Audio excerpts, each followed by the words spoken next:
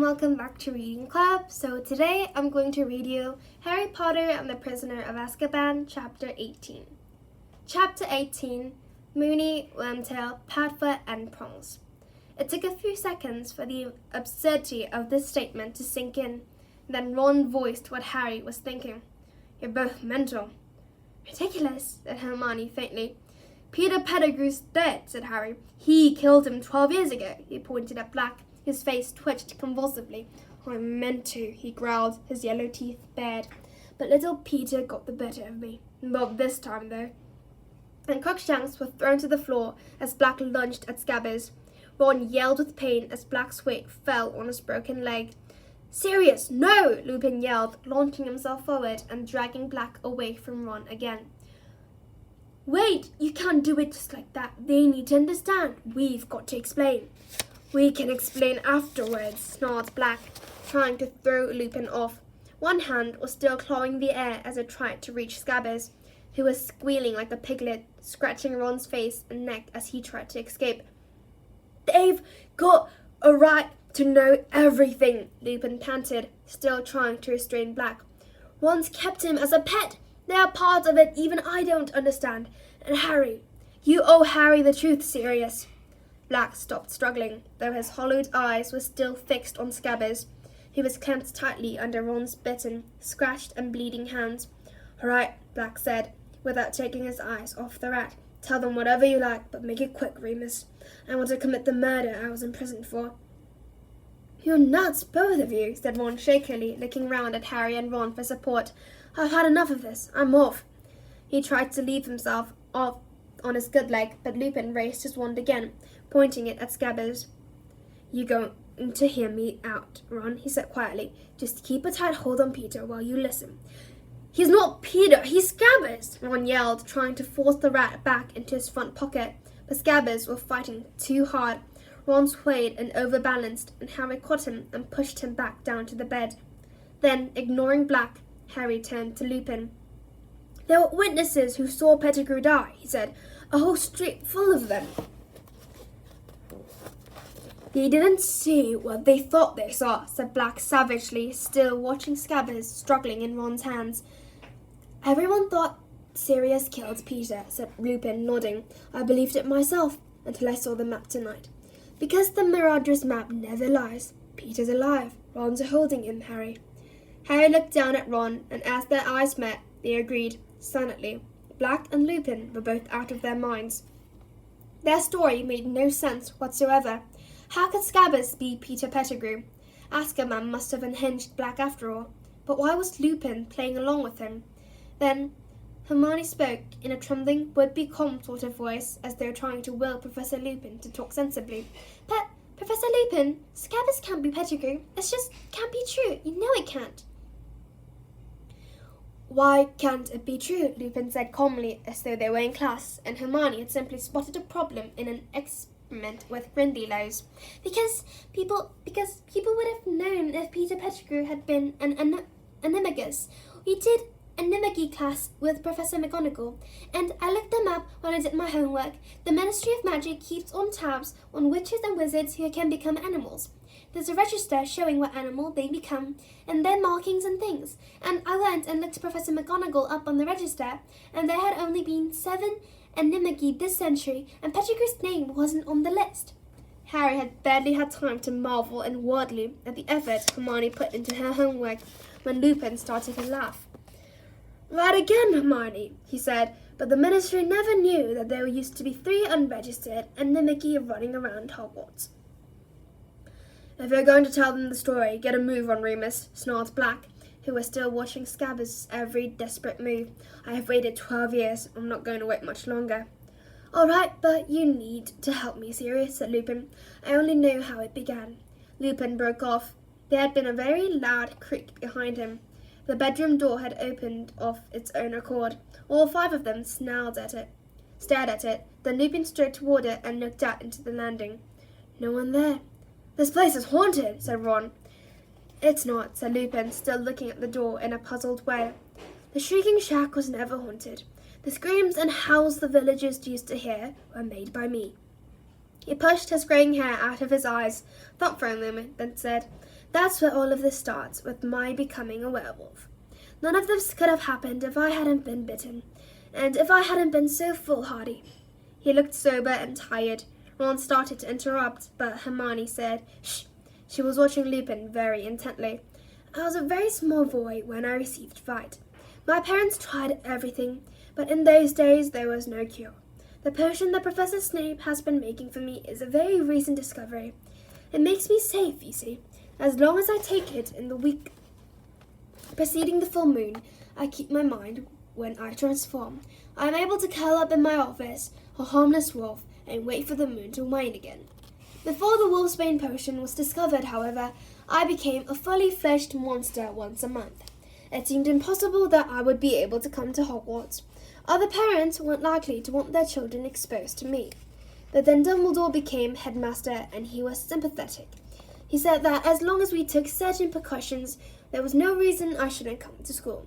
Lupin sighed and looked directly at Harry. "I told you months ago that the Whomping Willow was planted the year I came to Hogwarts. The truth is that it was planted because I came to Hogwarts. This house," Lupin looked miserably around the room, "the tunnel that leads to it, they were built for my use. Once a month, I was smuggled out of the castle into this place to transform. The tree was placed at the tunnel mouth to stop anyone coming across me while I was dangerous." Harry couldn't see where the story was going, but he was listening raptly all the same. The only sound apart from Lupin's voice was Scabbers' frightened squeaking.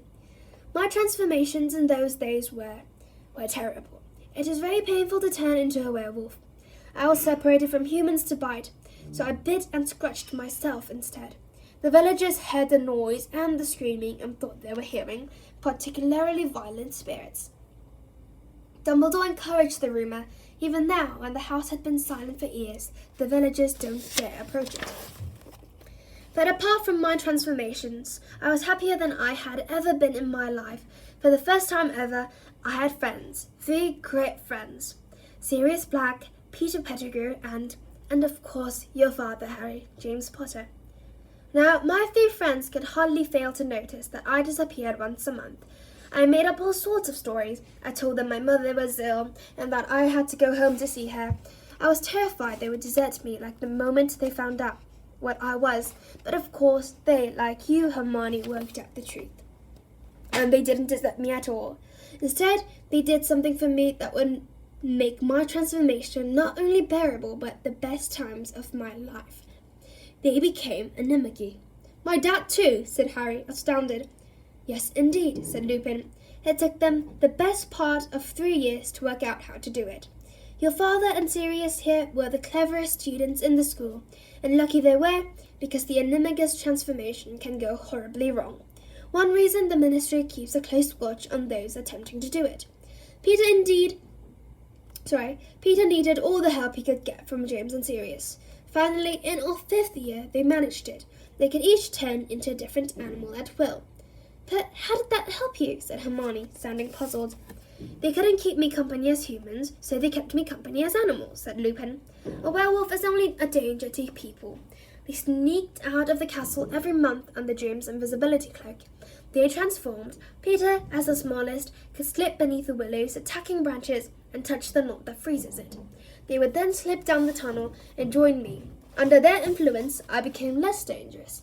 My body was still wolfish, but my mind seemed to become less, so while I was with them."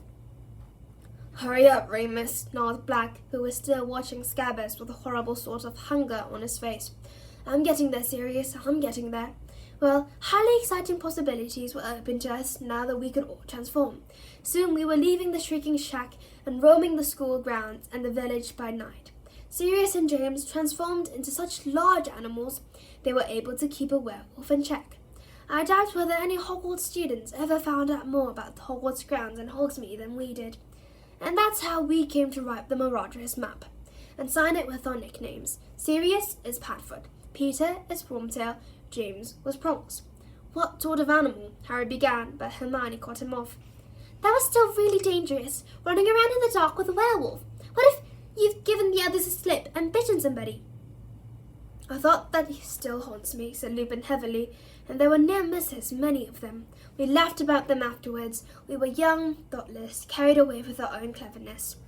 I sometimes felt guilty about betraying Dumbledore's trust, of course. He had admitted me to Hogwarts when no others headmasters would have done so. And he had no idea I was breaking the rules he had set down for my own and others' safety. He never knew I had led 3 fellow students into becoming a Nimagate illegally.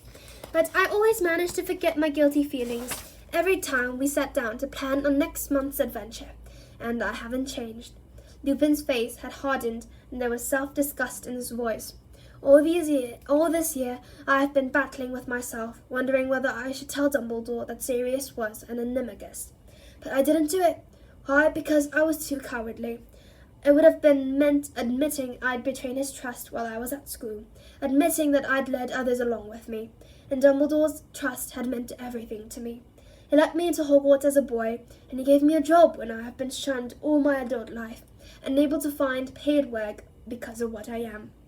And so I convinced myself that Sirius was getting into the school using dark arts he learned from Voldemort, that being an animagus had nothing to do with it. So in a way, Snape's been right about me all along.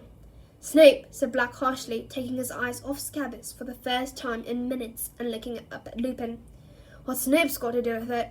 He's here, Severus, said Lupin heavily. He's teaching here as well. He looked up at Harry, Ron, and Hermione.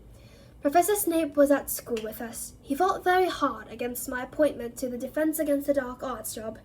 He has been telling Dumbledore all year that I am not to be trusted. He has his reasons. You see, Sirius here played a trick on him which nearly killed him, a trick which involved me. Black made a derisive noise. It served him right, he sneered, sneaking around trying to find out what we were up to, hoping he could get us expelled. Severus was very indeed interested in where I went every month, Lupin told Harry, Ron, and Hermione.